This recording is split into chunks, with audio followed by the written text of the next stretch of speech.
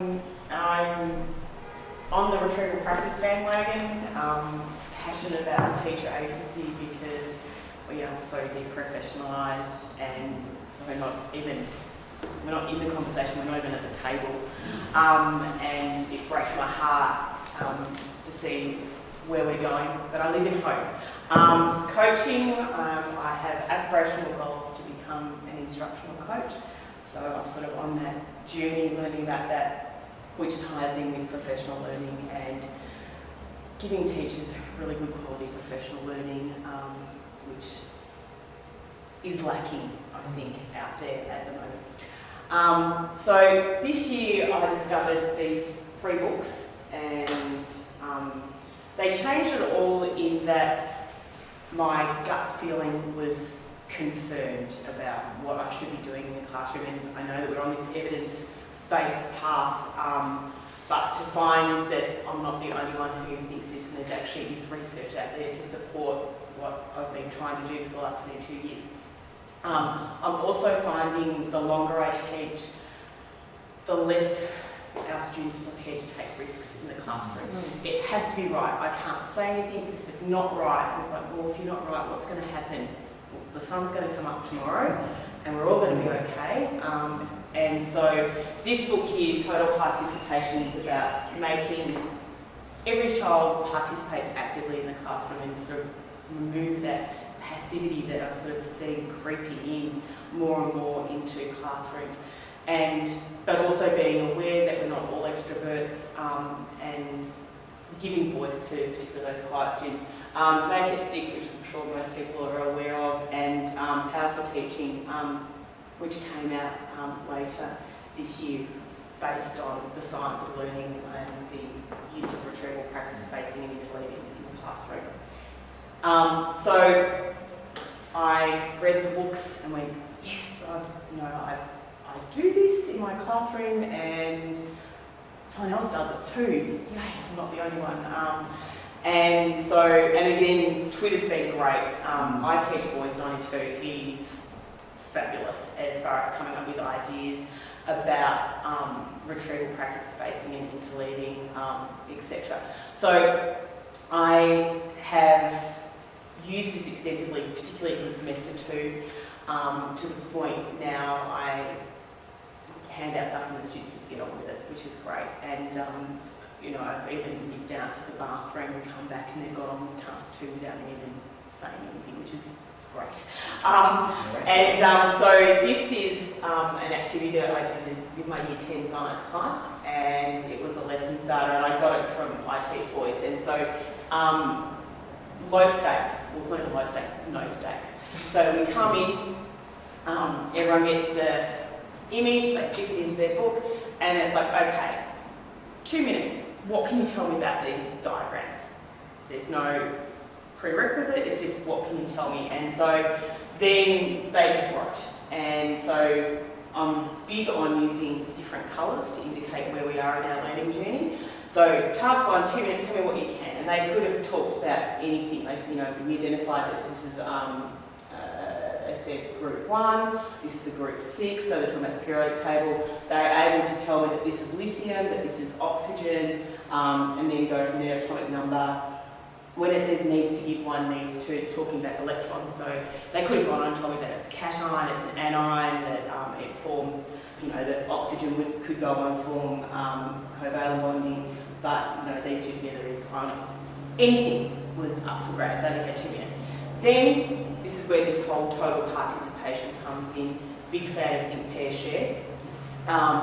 And then with your partner you share your ideas. And so they have 2 minutes, and then look at that bad typo. Sorry, that's so bad. That's really bad for someone, who talk English language as well. Any new piece of it, they have to add in a different colour. And so that became the catchphrase.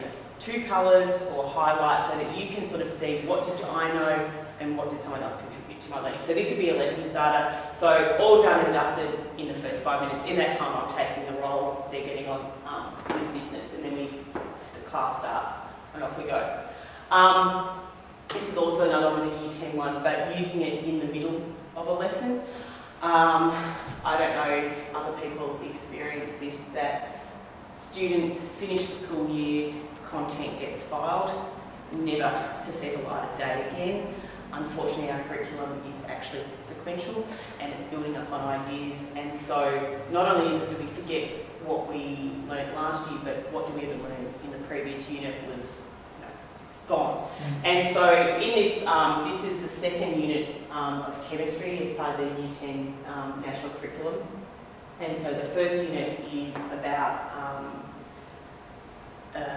chemical, periodic tables, so using the periodic table to understand chemistry, bonding, etc. And then the second part of the chemistry course in Year 10 is reaction types. So at this point we're obviously looking at precipitation reactions, and so we've got an insoluble solid forms between two ionic solutions. So then it's like, okay, well, what does insoluble mean? What does ionic solution? So we're going back to the previous unit. Everyone has to write something down. It's total participation, so walk around the room, check what everyone's doing. Then we do a pair, and then we do a share. And so again, an activity a couple of minutes in the middle of the class to key them back to see that everything we're learning is not in isolation. It draws on the information from various parts of the course. And so this would be an example of spacing in that it was, that was weeks ago that we had done that in Interleaving, that the concepts are different but are related to each other. Then I can use it as a lesson closer. So this is from Year 11 Biology, Unit 2, learning about chromosomes. So again, 3 minutes, anything about chromosomes. Anything that we've learned, anything that you've read, anything that you can remember. And then I collect it up and I have a look. And then the next day we will swap the pieces of paper, and as you can see here, in a different colour, you add to that person's information and then you hand it back and have a conversation about that. So great way to end the class and then key back in for the next lesson. And again, I take a role while this is all happening.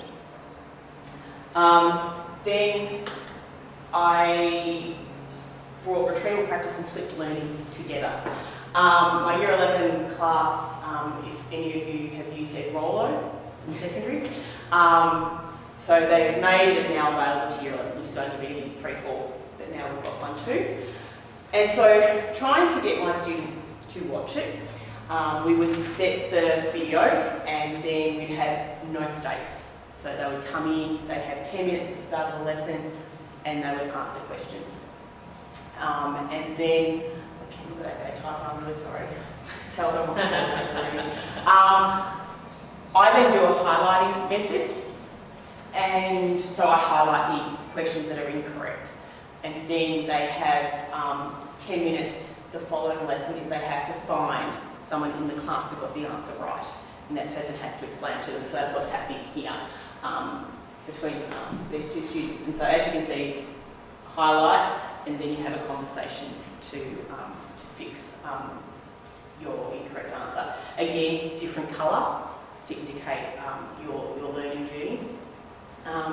And this is the activity where I handed out and I had to leave the classroom for a reason. I came back and they had gone through, looked at what they got wrong, and they'd all started with different partners and going through it. And I've come back and gone, my work here is done. And so it's trained them for next year for when I have them in Year 12. Retrieval and reading, and trying to have students understand that you don't read something once and understand it, that we would do this quite methodically, and I would have the timer. So first task, read only, no pen, no nothing, you just read. And so we might, we'd have a look at how many pages it was, and as a class we'd decide how long we thought that would take us to read, so we go 10 minutes, okay.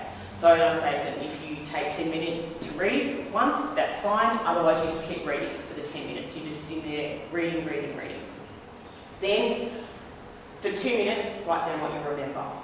Okay, what do you remember from what you just read? Then task 3 is we read and we highlight.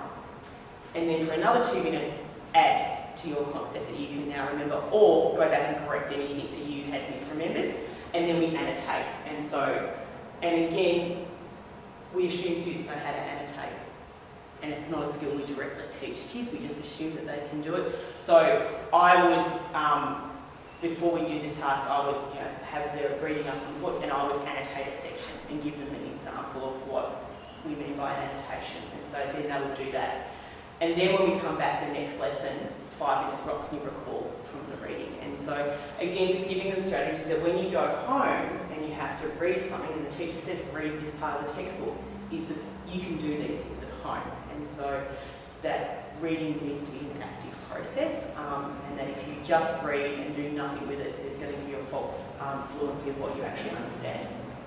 And the kids all happily do this, and then they have conversations and they share their information, and it's a great little buzz and groom. So what did I learn is I now have a language to talk about learning, and so students use the language of retrieval practice and spacing and interleaving.